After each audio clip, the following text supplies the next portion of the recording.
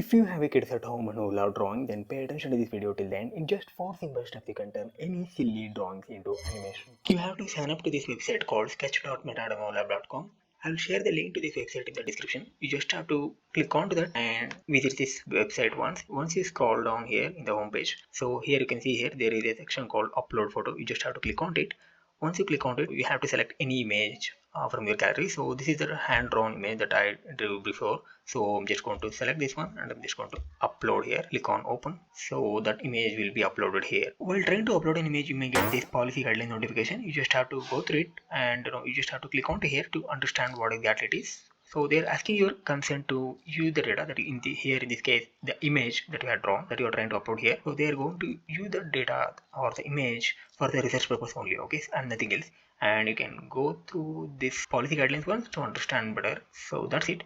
Once you're fine with it, you just have to go ahead and click on accept. Okay, just do that. Once you accept it, you have to upload here. So the image has been uploaded here. In case if you're not happy with it, then you can retake again. So you can re-upload the image once again. So that's it. Once you're done with that, then you have to click on to next. So this is the first step out of the 4. So now you can see here it has put a frame around the drawing.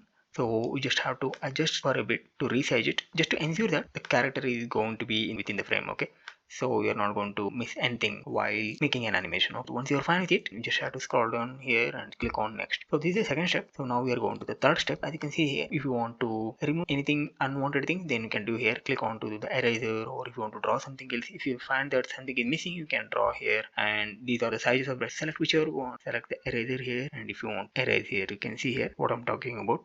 Okay, you can undo here. Okay, that's it. And then if you're not happy with it, you can reset the mask once again. Okay, so you can now manually do it on your own. So that's up to you. So as of now, I'm fine with it. I'm not going to do anything else. I'm just going to click on next. Okay, so this is the final step.